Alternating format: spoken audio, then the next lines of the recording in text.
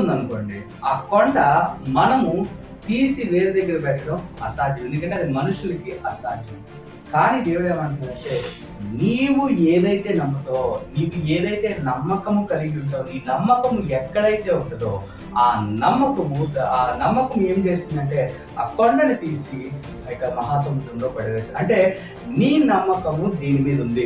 నీ యొక్క నమ్మకము ఈ లోకం మీద, లేకపోతే నీ బలము మీద, నీ శక్తి మీద, నీ సామర్థ్యము మీద ఉన్నట్లయితే నీవు బయటికి ఎప్పటికీ కూడా ఏది సాధించలేవు. కానీ ఎప్పుడైతే నువ్వు యేసయ్యని నమ్ముతావో, ఆయన యందు ఉంటావో, ఆయన యందు నమ్మిక కలిగి ఉంటావో, నీ జీవితం ఏ విధంగా ఉంటుందంటే మహిమ నుంచి అధిక మహిమకి తీసుకెళ్తావు. అలా ఎలా వేదకు తీసుకెళ్తారు, ఎలా తీసుకెళ్తారు?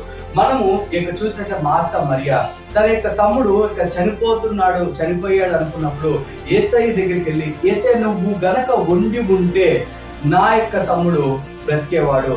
అంటే తన యొక్క నమ్మకం ఏంటంటే ఉండి ఉంటే, కానీ తన నమ్మకం ఎప్పుడైతే యేసుక్రీస్తు వారి మీద ఎప్పుడైతే తన యొక్క జీవితం, తన ఆలోచన, తన చూపు వెళ్ళి ఆ దగ్గరికి వెళ్ళి ఏమంటున్నారంటే వాసన వస్తుందేమో, ఆ యొక్క శవము వాసన వస్తుందేమో అనుకున్నారు.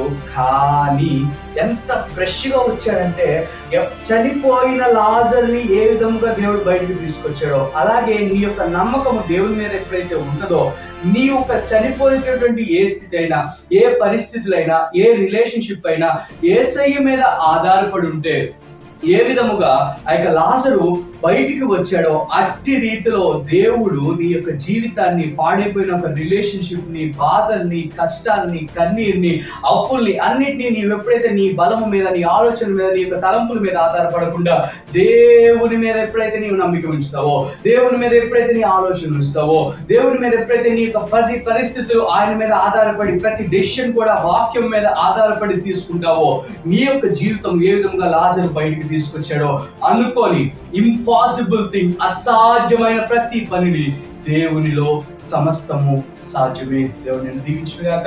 ఈ రోజు దేవునికి మహిమకరంగా నీ కార్యములు జరుగుగాక. ప్రైజ్